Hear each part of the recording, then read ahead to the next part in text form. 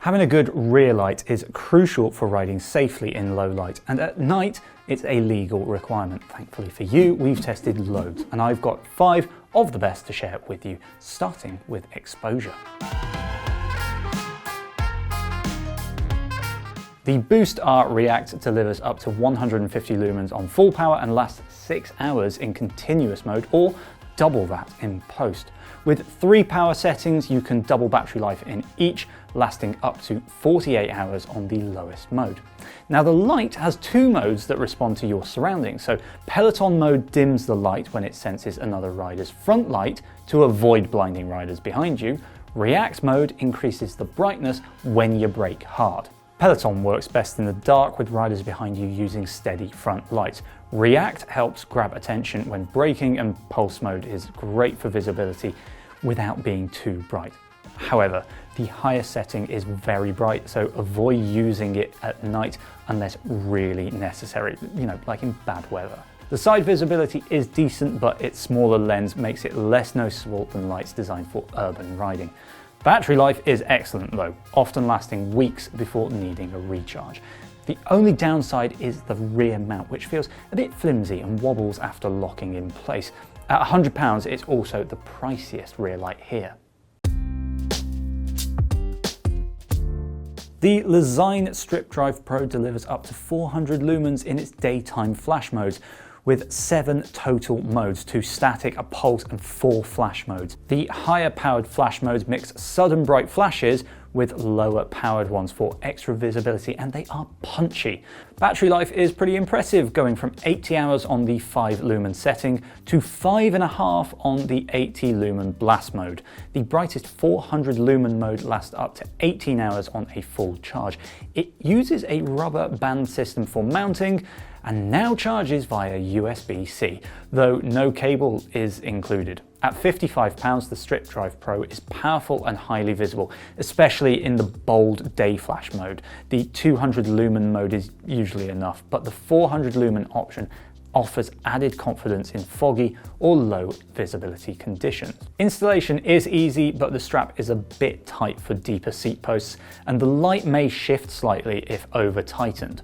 Overall though, it's simple to use with an easy power on function, mode memory and a secure USB-C cover to keep it water resistant.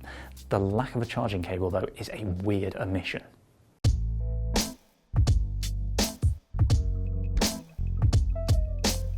The Cateye Viz450 is a strong contender among high-powered rear lights, especially with its attention-grabbing 450 lumen hyper flash mode. While that mode can feel overpowered, it's great for ensuring visibility in low light and foggy conditions, giving a boost of confidence. However, in clearer weather, this intense mode can be distracting for drivers, especially in urban environments. In such cases, the group ride mode is more appropriate, offering enough brightness without overwhelming other road users. Honestly, hyper flash is best saved for bright sunny days.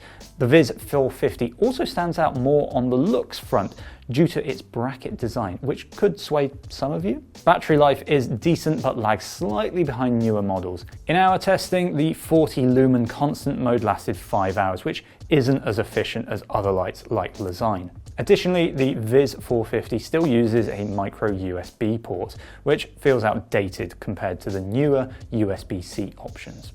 Any future updates to the Viz line could benefit from improvements in charging and battery life. Overall though, the Cateye Viz450 is excellent for visibility and safety, but newer lights offer better efficiency.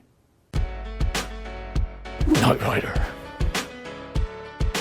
The NiteRider Bullet offers up to 200 lumens from a circular LED design, providing near 360-degree visibility. Its LEDs are arranged in a ring with a second set of forward-facing LEDs, making it stand out and improving safety. While your legs partially block the light when riding, the red glow adds extra visibility. It's really cool. There are 6 modes, and although there's no specific day flash mode, the 200 lumen flash is bright enough for daylight use. The pulse mode is the most power hungry, offering up to 10 hours of runtime, while high static lasts just shy of 12. The light attaches to your bike via a bracket with a rubber insert to compensate for angled seat posts. It includes 2 bands for different seat post shapes and charges via micro USB with a cable provided, another light that could do with updating. It is, however, very simple to use with a long press to turn it on and off and quick presses to cycle through modes. The bracket can shift when riding over rough roads, causing the light to tilt, which really isn't that good. The strap is sturdy, but getting it tight enough to prevent the movement takes quite a bit of effort. I think the light's long design might be contributing to this issue. At £35 though, it's a cheaper option if you're looking for a budget buy. The Icon 3 gives you up to 350 lumens via custom cob LEDs and 2 additional LEDs for enhanced visibility. Its light output creates a 270-degree arc, and small LEDs display battery life in 20% increments. It is really clever. Priced at £100, it's one of the most advanced lights available, offering features like light sensing, brake detection, and a theft alarm, all controlled via the app. This unlocks additional modes and smart features, including crash alerts, riding stats, and a Get Me Home mode, which provides an extra hour of light when the battery runs low. The light also changes with brightness and flash patterns based on changes in the environment and rider behavior, learning from usage to improve its performance over time. In terms of performance, the Icon 3 excels in visibility with bright, constant and flash modes. However, power management can be unpredictable with inconsistent activation of features like brake detection. The light claims a battery life of 16 hours in reactive modes, but in traffic or frequent stop-start conditions, it might last closer to 12 hours. Constant mode's burn time is more limited, often reaching just 2 hours. The light mounts easily with a quarter-turn bracket and charges via USB-C. While it offers impressive features, its unpredictability and short burn time in constant mode could be downsides for some riders. But if you're a techie cyclist, it's got cool features. You should check it out.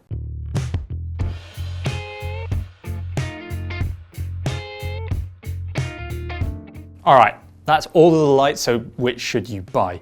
Well, if money's no object, then just get the exposure. The company's track record with reliability is honestly worth all of the cash. If you want the brightest possible light for daytime visibility, well, go for the Cateye 450. There are some annoying things with it, but you really can't argue with the raw power. And finally, if you need something on a budget, get Lezyne's Strip Drive Pro. Tons of power, a great mount, and at under 50 quid online, it's a decent price too. I know that's been a bit of a whiz through, so if you want the full reviews of all of these lights, I've left links in the description. And if you're in bike light buying mode, well, why not check out our big guide right here.